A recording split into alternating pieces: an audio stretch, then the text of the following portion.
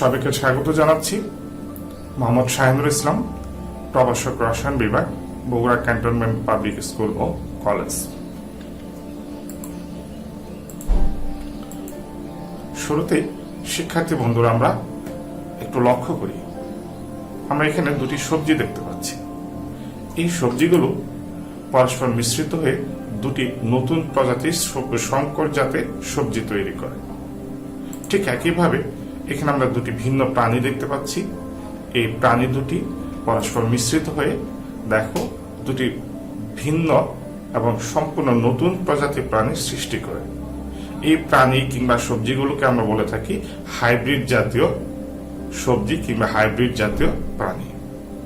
আর এই হাইব্রিড জাতীয় এই যে উদ্ভিদ বা প্রাণী বা সবজি তৈরি করা যে বিশেষ প্রক্রিয়া, এটার একটা বিশেষ নাম আছে যাদেরকে আমরা বলি হাইব্রিডাইজেশন। এই পদ্ধতিতে এই সংকর জাতের বিভিন্ন শ্রেণীর উদ্ভিদ কিংবা সবজি কিংবা ফসল কিংবা প্রাণী সৃষ্টি করা হয়। শিক্ষার্থী বন্ধুরা একটু চিন্তা করে বলতো, তাহলে আজ আমরা কি শিখতে যাচ্ছি? সংকরণ। হ্যাঁ শিক্ষার্থী বন্ধুরা, আমরা আজ সংকরণ নিয়ে কথা বলবো। আজকের পাঠ অরবিটালের সংকরণ, তৃতীয় অধ্যায়, উচ্চ মাধ্যমিক রসায়ন, প্রথম পত্র। শিক্ষণফল।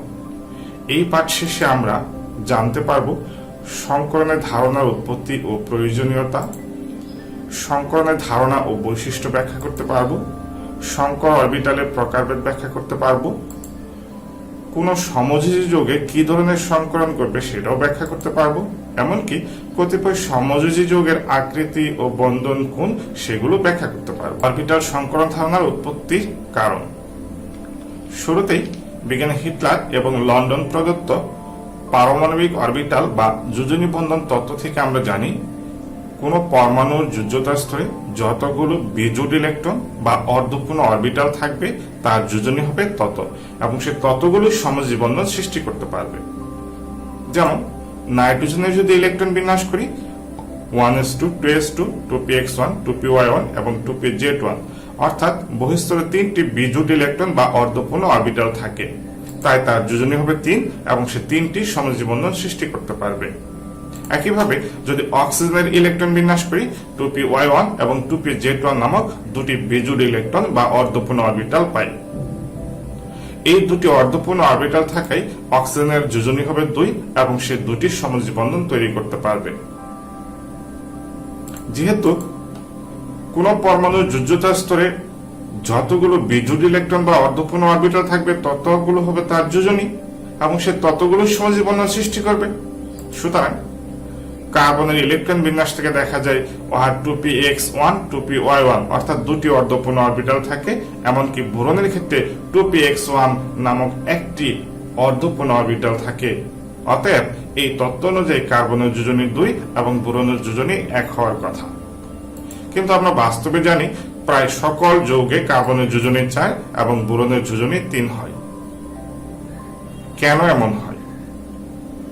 এর কারণ হলো এই তত্ত্বের কিছু সীমাবদ্ধতা আছে, যা পরবর্তীকালে বিজ্ঞানী পোলিং এবং স্লেটার এদেরকে কি করেন, সংশোধন করেন এবং তারা প্রস্তাব করেন যে কিছু পরমাণু যৌগ গঠনকালে নিজে উত্তেজিত হয়ে পড়ে এবং এই উত্তেজিত অবস্থায় ইলেকট্রনগুলোর মধ্যে ছোটাছুটি বেড়ে যায়। ফলে বহিঃস্তরে জোড় ইলেকট্রন, অর্থাৎ যেখানে জোড় সংখ্যক 2টি করে ইলেকট্রন থাকে, সেখান থেকে কাছাকাছি শক্তির অন্য অরবিটালে একটি ইলেকট্রন স্থানান্তর ঘটে। ফলে বিজোড় ইলেকট্রন বা অর্ধপূর্ণ অরবিটাল সংখ্যা বেড়ে যায়, তাই তার যোজনীগুলো পরিবর্তন হয়। যেমন উত্তেজিত অবস্থায় কার্বন এই 2s থেকে একটা ইলেকট্রন 2pz এ স্থানান্তর ঘটে। ফলে দেখো বিজোড় ইলেকট্রন হয় 4টা, তাই কার্বনের যোজনী 4। একইভাবে বোরনের ক্ষেত্রে তার 2s থেকে একটা ইলেকট্রন 2py স্থানান্তর ঘটে, তাই উত্তেজিত অবস্থায় বোরনের ক্ষেত্রে 3টি অর্ধপূর্ণ অরবিটাল, তাই বোরনের যোজনী কি 3। এইভাবে এই তত্ত্বের সংশোধন ঘটে। কিন্তু আমরা যদি মিথেনের ক্ষেত্রে এই মিথেন অণুর গঠনের জন্য এই তত্ত্বটা প্রয়োগ করি, তাহলে কি দেখা যায় একটু খেয়াল করি। উত্তেজিত অবস্থায় কার্বনের 1s2, 2s1, 2px1, 2py1 এবং 2pz1 নামক 4টি বিজোড় ইলেকট্রন দেখতে পাই এবং হাইড্রোজেনের ক্ষেত্রে 1s1 অর্থাৎ একটি মাত্র বেজোড ইলেকট্রন আছে, এবং খেয়াল করো মিথেন অণুতে একটি কার্বন 4টি হাইড্রোজেনের সাথে যুক্ত হয়। তার মানে একটি করে বেজোড ইলেকট্রনের সাথে একটি করে হাইড্রোজেন অধিক্রমণের মাধ্যমে বন্ধন সৃষ্টি করে। অর্থাৎ এই 2s1 এর সাথে একটা হাইড্রোজেন, 2px1 এর সাথে হাইড্রোজেন, 2py1 এর সাথে হাইড্রোজেন এবং 2pz এর সাথে হাইড্রোজেন যুক্ত হয়। কিন্তু লক্ষ্য করো এখানে 2s এবং 2p সাথে বন্ধন সৃষ্টি হয়েছে। এই 2s এবং 2p অরবিটাল একই শক্তি স্তরে, কিন্তু এদের মধ্যে শক্তির কিছুটা হলো পার্থক্য আছে। তাই এই হাইড্রোজেনের সাথে কার্বনের যে p এর সাথে 3টি বন্ধন সৃষ্টি হয়, এই 3টি বন্ধনের শক্তি প্রত্যেকটাই সমান। অপরদিকে যেহেতু s অরবিটাল শক্তি ভিন্ন, তাই অপর 3 বন্ধনহকা এই কার্বন হাইড্রোজেনের বন্ধনের শক্তিটা কি হবে? অবশ্যই ভিন্ন হবে। কিন্তু বাস্তবতা হলো এদের প্রত্যেকটা অর্থাৎ কার্বন হাইড্রোজেনের যে 4টি বন্ধন, প্রত্যেকটা বন্ধনের শক্তি সমান। এই যে একটা সমস্যা দেখা দিল বা একটা ত্রুটি দেখা দিল, এটি দূরীভূত করার জন্যই পরবর্তীকালে বিজ্ঞানী পলি এই অরবিটাল সংকরণ নামক বা হাইব্রিডাইজেশন নামক এই নতুন ধারণাটি প্রবর্তন করেন। এভাবে সংকরণ ধারণাটা উৎপত্তি ঘটে। আমরা জানি অরবিটাল সংকরণ কি, তাহলে এবার জেনে নিই। হ্যাঁ, উদাহরণ হিসেবে আমরা কার্বন ব্যবহার করলাম। কার্বনের ইলেকট্রন বিন্যাস থেকে জানি সাধারণ অবস্থায় 1s2, 2s2, 2px1, 2py1 এবং 2pz 0। কিন্তু যখন সে উত্তেজিত হয় তখন 1s2 এবং 2s থেকে একটা ইলেকট্রন 2pz এ চলে যায়, ফলে বেজোড ইলেকট্রন হয় 4টা। কিন্তু এই 4টি বেজোড ইলেকট্রনের শক্তি কিন্তু সমান না। কিন্তু বিজ্ঞানীরা অর্থাৎ বিজ্ঞানী পলি এই অরবিটাল সংকরণ ধারণায় তারা প্রস্তাব করেন এই যে একটা পরমাণুর যোজ্যতা স্তরে কাছাকাছি শক্তির এই যে 4টি অরবিটাল 2s, 2px, 2py এবং 2pz, এই যে 4টা অরবিটাল হাইড্রোজেনের সাথে যুক্ত হয়ে যখন মিথেন অণু সৃষ্টি করতে যায়, ঠিক যুক্ত হওয়ার পূর্ব মুহূর্তে অর্থাৎ হাইড্রোজেন কার্বন যখন বন্ধন সৃষ্টি করবে, এই বন্ধন গঠন করার ঠিক যখনই কাছাকাছি যায় তখনই এই 4টা অরবিটাল পরস্পর মিশ্রিত হয়ে 4টি নতুন সমশক্তির অরবিটাল সৃষ্টি করা থাকে। এই যে 4টি নতুন সমশক্তি অরবিটাল সৃষ্টি করলো, অতঃপর এই 4টা হাইড্রোজেন 4টি এই সংকর অরবিটালের সাথে যুক্ত হয়ে 4টি বন্ধন তৈরি করে, ফলে কার্বন হাইড্রোজেনের 4টি তথা প্রত্যেকটি বন্ধনের শক্তি সমান হয়। তাহলে সংকরণের সংজ্ঞাটা কি আসতে পারে? দেখো, একটা পরমাণু ছিল, তার বাইরে তথা বহিঃস্তরে ইলেকট্রনগুলো আমরা নিয়েছি এবং এরা মিশ্রিত হয়ে নতুন ইলেকট্রন অরবিটাল সৃষ্টি করছে।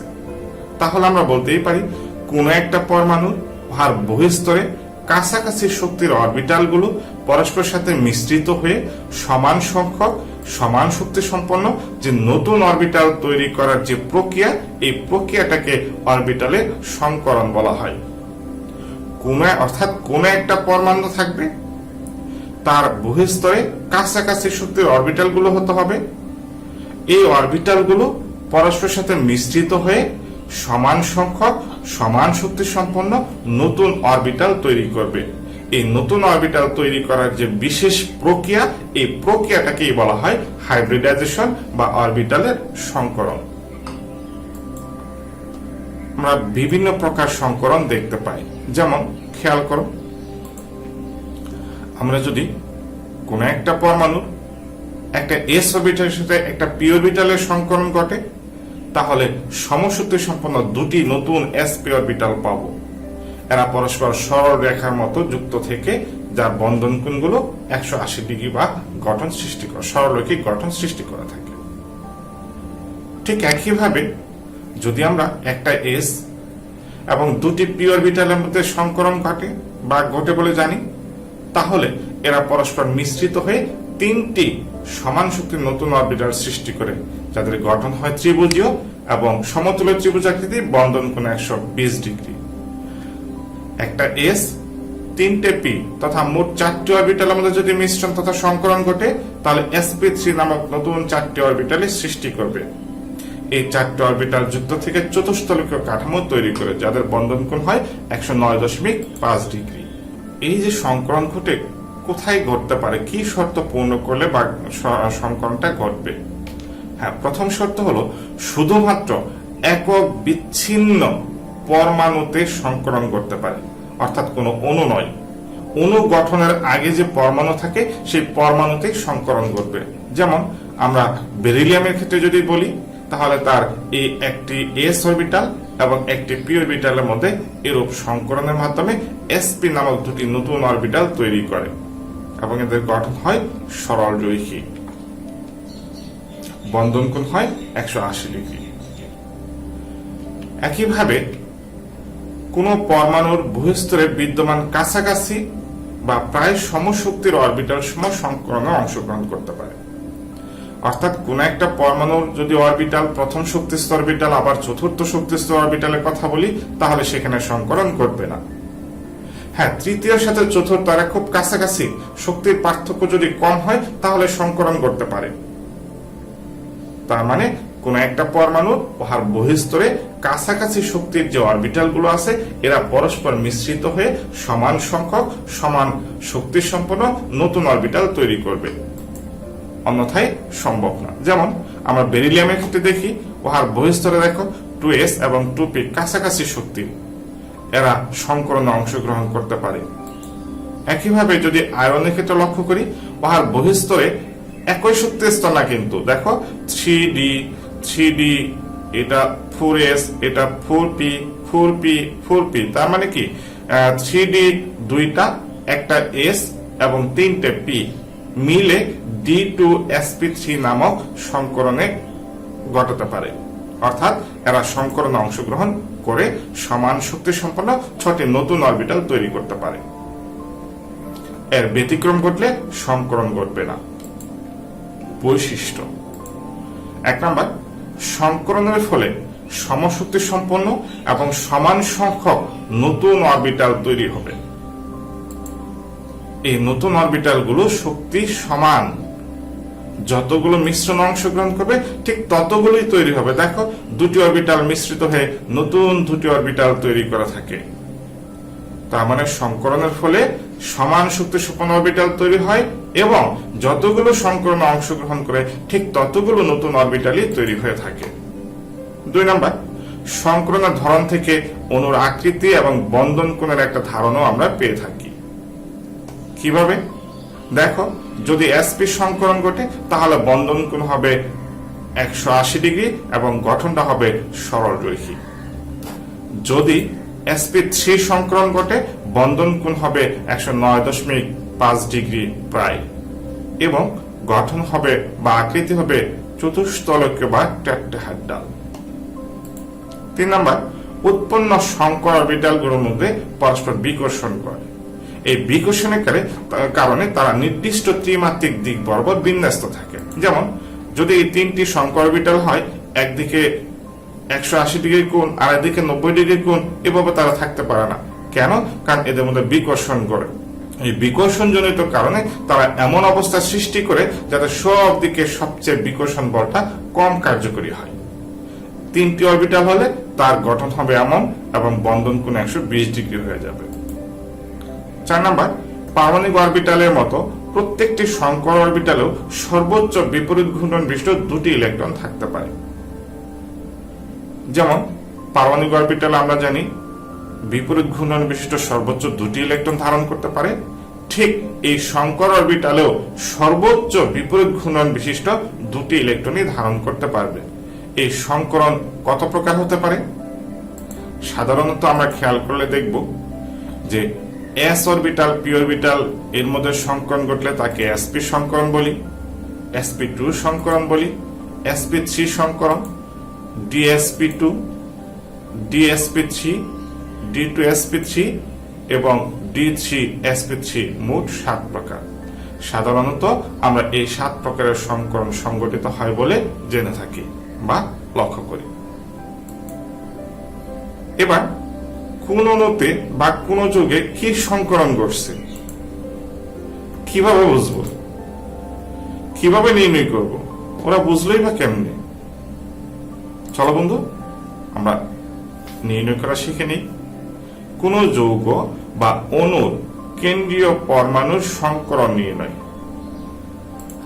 যদি ওই কেন্দ্রীয় পরমাণুর সংকর অরবিটাল সংখ্যা দুটি পাই তাহলে সেখানে sp সংকরণ ঘটবে। যদি সংকর অরবিটাল সংখ্যা 3টি হয় sp2 সংকরণ, যদি সংকর অরবিটাল সংখ্যা 4টি হয় sp3 সংকরণ, সংকর অরবিটাল সংখ্যা 5টি হলে dsp3 সংকরণ, সংকর অরবিটাল সংখ্যা 6টি হলে d2sp3 সংকরণ বা sp3d2 সংকরণ, এবং সংকর অরবিটাল সংখ্যা 7টি হলে d3sp3 সংকরণ বা sp3d3 সংকরণ করতে পারে। এই সংকরণগুলো এভাবে আমরা নির্ণয় করি। প্রশ্ন হলো সংকর অরবিটাল সংখ্যা পাবো কোথায়, কিভাবে নির্ণয় করতে হয়? হ্যাঁ, আমরা তাও শিখব। চলো তাহলে কোন যৌগ বা অণুর কেন্দ্রীয় পরমাণুর সংকর অরবিটাল সংখ্যা কিভাবে নির্ণয় করতে হয় আমরা শিখে নিই। সূত্র 1, কোন যৌগ বা আয়নের কেন্দ্রীয় পরমাণুর সংকর অরবিটাল সংখ্যা নির্ণয়। এর জন্য গুরুত্বপূর্ণ একটা সূত্র হলো H = ½ × V + X - C + A। এখানে H বলতে আমরা বুঝিয়েছি কেন্দ্রীয় পরমাণুতে কয়টা সংকর অরবিটাল হবে সেই সংখ্যা। V ব্যালেন্স শেল, অর্থাৎ কোন একটা অণুর যে কেন্দ্রীয় পরমাণু থাকবে ওই কেন্দ্রীয় পরমাণুর ব্যালেন্স শেল বা যোজ্যতা স্তরে কতগুলো ইলেকট্রন আছে সেই যোজ্যতা ইলেকট্রনের সংখ্যা বোঝায়। X, কোন একটা অণু নিশ্চয়ই কেন্দ্রীয় পরমাণু আছে, ওই কেন্দ্রীয় পরমাণুর সাথে কয়টা করে পরমাণু যুক্ত আকারে আছে। একটা কেন্দ্রীয় পরমাণুর সাথে কয়টা করে পরমাণু যুক্ত আছে, এদের মধ্যে একযোজী পরমাণুগুলো আমরা হিসাব করে নিব। যেমন একটা যৌগের মধ্যে যদি কেন্দ্রীয় পরমাণু কার্বন হয় তার সাথে অক্সিজেন থাকলে হবে না, কিন্তু হাইড্রোজেন থাকলে হবে, হ্যালোজেন থাকলে হবে, কারণ এদের যোজনী এক। এরকম একযোজী পরমাণুর সংখ্যা কতগুলো সেটি আমরা H দিয়ে বুঝিয়েছি। C মানে হলো ক্যাটায়ন থেকে আসছে। কোন একটা যদি আয়ন উহা ধনাত্মক চার্জ যুক্ত হয় তাহলে কয়টা ধনাত্মক চার্জ আছে সেই সংখ্যাটা হলো C।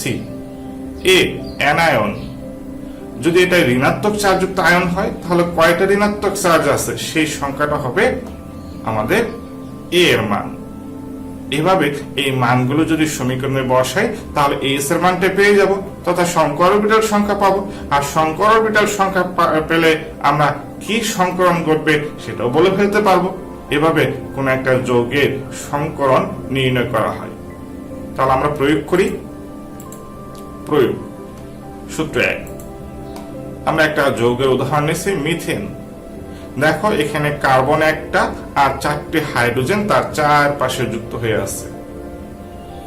এই যে কার্বনের সাথে চারপাশে যুক্ত হয়েছে হাইড্রোজেন, তার যোজনী কত? একযোজী। তাহলে এবার আমরা সূত্রটা প্রয়োগ করি। দেখো এক্ষেত্রে কার্বনের ইলেকট্রন বিন্যাস করলে তার যোজ্যতা স্তরে ইলেকট্রন পায় 4টি, তাহলে V এর মান হবে 4। আর কার্বনের সাথে যে চারপাশে মৌলগুলো বা পরমাণু যুক্ত আছে তার মধ্যে একযোজী কয়টা আছে? দেখো 1টা 2টা 3টা 4টা, তার মানে একযোজী পরমাণু আছে 4টা। এটি কি ক্যাটায়ন? না, তাহলে এই ক্যাটায়নের চার্জ সংখ্যা 0। এটি অ্যানায়নও না, তাই তারও চার্জ সংখ্যা 0। এবার ক্যালকুলেশন করলে আমরা পাই 4। তার মানে এই সংকর অরবিটাল সংখ্যা যদি 4 হয় তাহলে কি সংকরণ ঘটবে? sp3। তার মানে মিথেনের কেন্দ্রীয় পরমাণু কার্বনে sp3 সংকরণ ঘটবে। দেখো একটা আয়নে প্রয়োগ করি, অ্যামোনিয়াম আয়ন। এখানে কেন্দ্রীয় পরমাণু নাইট্রোজেন, তার ইলেকট্রন বিন্যাস করলে দেখো যোজ্যতা স্তরে ইলেকট্রন আছে মোট 5টা যোজ্যতা ইলেকট্রন আছে। আর এই নাইট্রোজেনের সাথে যুক্ত আছে কেবল হাইড্রোজেন, যার যোজনী 1। তার মানে সূত্র প্রয়োগ করলে দেখো H = ½ × 5 কেন্দ্রীয় মৌলের যোজ্যতা ইলেকট্রন সংখ্যা, 4 একযোজী পরমাণুর সংখ্যা। দেখো এটা কয়টা প্লাস আছে? একটা প্লাস, তাই এই মানটা 1। আর এটা যেহেতু ঋণাত্মক না তাই এই মানটা 0। ক্যালকুলেশন করলে পাই 4। তার মানে এই নাইট্রোজেনও কি করবে, sp3 সংকরণ করবে। আচ্ছা, আমরা দ্বিবন্ধনযুক্ত যৌগের ক্ষেত্রে দেখি একটা কার্বন ডাইঅক্সাইড। এবার কেন্দ্রীয় মৌল হলো কার্বন, যোজ্যতা ইলেকট্রন হলো 4টি। দেখো কার্বনের সাথে যে মৌল আছে অক্সিজেন, এদের যোজনী হলো 2, আর তো কেউ নাই। তার মানে এই কার্বনের সাথে একযোজী কোনো মৌল যুক্ত নেই। তাই এই কার্বনের সাথে x এর মানটা হবে কত, 0। তাহলে x এর মান 0, এটি ক্যাটায়নও না অ্যানায়নও না, তাই তাদের মানও 0। ক্যালকুলেশন করলে 2, তার মানে কি sp সংকরণ করবে। একইভাবে পানির ক্ষেত্রে দেখো, এখানে কেন্দ্রীয় মৌল অক্সিজেন, তার ইলেকট্রন বিন্যাস থেকে দেখো যোজ্যতা ইলেকট্রন আছে 4টি আর 2টি, মোট 6টি। তাহলে ভি এর মান 6। এর সাথে যুক্ত আছে 2টি হাইড্রোজেন একযোজী, তার মানে এক্স এর মান কি 2। তারপর আছে এটা ক্যাটায়নও না অ্যানায়নও না, সুতরাং এই ক্যাটায়ন বা অ্যানায়নের চার সংখ্যা 0, ক্যালকুলেশন করলে 4। তার মানে আমরা সংকর অরবিটাল সংখ্যা পেলাম 4টি, তাহলে sp3 সংকরণই এখানেও ঘটবে। এভাবে এই সূত্র প্রয়োগ করে আমরা কোন একটা যৌগ বা আয়নের কেন্দ্রীয় মৌলে কি সংকরণ হবে সেটা নির্ণয় করতে পারি।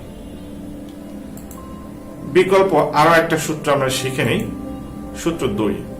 কোন যৌগ বা আয়নের কেন্দ্রীয় পরমাণুর সংকর অরবিটাল সংখ্যা is equal to sigma plus lp।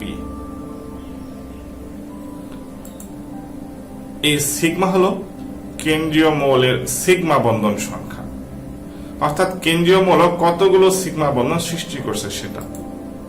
LP হলো মুক্ত ইলেকট্রন জোড় সংখ্যা, অর্থাৎ কোন মৌল যখন অন্যের সাথে যুক্ত বন্ধন সৃষ্টি করে এরপরও তার মধ্যে কিছু ইলেকট্রন থেকে যায়, এই যোজ্যতা স্তরে যে ইলেকট্রনগুলো অবন্ধনকৃত অবস্থায় থাকে তথা মুক্ত থাকে সেই ইলেকট্রনগুলো কয় জোড়া হয়, সেই সংখ্যা হলো এলপি, লোন পেয়ার ইলেকট্রন সংখ্যা। চলো বন্ধুরা আমরা প্রয়োগ করি। দেখো কেন্দ্রীয় মৌল কার্বন, এর ইলেকট্রন বিন্যাস থেকে আমরা দেখি যে মাত্র 4টি যোজ্যতা ইলেকট্রন থাকে, 4টি বন্ধন সৃষ্টি করে ফেলছে, তার মানে এখানে কোনো মুক্ত ইলেকট্রন নেই। এই মৌলটা কেন্দ্রীয় কার্বন 4টি হাইড্রোজেন তথা একক বন্ধন দ্বারা যুক্ত। একক বন্ধন মানে কি সিগমা বন্ধন, তাহলে সিগমা বন্ধন সংখ্যা হলো 4 আর লোন পেয়ার ইলেকট্রন সংখ্যা 0, তাহলে মোট 4। তার মানে এখানেও কি sp3 সংকরণ ঘটবে। একইভাবে বোরন ট্রাইফ্লোরাইডের ক্ষেত্রে 3টি সিগমা বন্ধন আছে, তাহলে সিগমা বন্ধন সংখ্যা 3। বোরনের ইলেকট্রন বিন্যাস করলে আমরা দেখব তার বাইরে 3টি ইলেকট্রন থাকে, 3টি বন্ধন সৃষ্টি করছে, কোনো মুক্ত ইলেকট্রন নেই। তাই is equal to 3 plus 0 equal to 3। তার মানে বোরন ট্রাইফ্লোরাইডে sp2 সংকরণ করবে। কার্বন ডাই অক্সাইডের ক্ষেত্রে খেয়াল করো, কেন্দ্রীয় কার্বন, এর সাথে দেখো 2টি দ্বিবন্ধন আছে। আমরা জানি একক বন্ধন মানে সিগমা, দ্বিবন্ধন মানে একটা সিগমা একটা পাই, সুতরাং এখানে 2টি দ্বিবন্ধন মানে দুই পাশে 2টি সিগমা বন্ধন আছে, তার মানে কার্বনের সিগমা বন্ধন সংখ্যা 2। আর কার্বনের ইলেকট্রন বিন্যাস থেকে জানি ওহার 4টি ইলেকট্রনই বন্ধন গঠন করে ফেলছে 4টি, তাই কোনো মুক্ত ইলেকট্রন নেই। তাই এক্ষেত্রে is equal to 2 plus 0 equal to 2, তার মানে এখানে sp সংকরণ ঘটবে।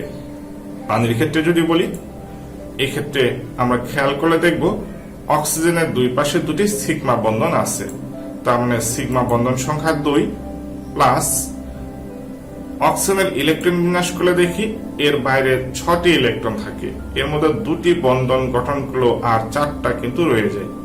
4টি ইলেকট্রন মানে কি 2 জোড়া, তাহলে লোন পেয়ার ইলেকট্রন সংখ্যা হলো 2টি, তাই is equal to 2 plus 2 equal to 4 তথা 4 তথা sp3 সংকরণ ঘটবে। এভাবে আমরা এই দুটি সূত্র ভালো করে শিখব, সবচেয়ে সহজ সূত্র, এবং এই দুটি সূত্রের সাহায্যে প্রায় সব যৌগের ও আয়নের কেন্দ্রীয় মৌলে কি সংকরণ ঘটবে তা আমরা নির্ণয় করতে পারবো। ভর্তি পরীক্ষা থেকে শুরু করে বোর্ড পরীক্ষায় এমসিকিউ সিকিউ দুই ক্ষেত্রেই খুবই গুরুত্বপূর্ণ এই টপিকসটা। তাই আমরা একটু মনোযোগ দিয়ে ভালো করে একটু খেয়াল করবো, প্র্যাকটিস করব। মূল্যায়ন।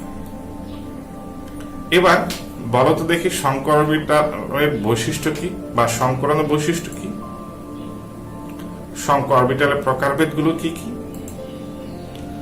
হাইড্রোনিয়াম আয়নের কেন্দ্রীয় মৌলে কি সংকরণ ঘটেছে, নিম্নের কোন অণুর কেন্দ্রীয় পরমাণুতে sp2 সংকরণ হয়। এই প্রশ্নের উত্তরগুলো আমরা আজকের ক্লাস থেকে নিশ্চয়ই খুঁজে পাবো। আশা করি তোমরাও পারবে, বাসায় একটু ট্রাই করবে, না পারলে আমাকে প্রশ্ন করবে বা আমাকে জানালে আমি চেষ্টা করব সলভ করতে। সবশেষ বাড়ির কাজ।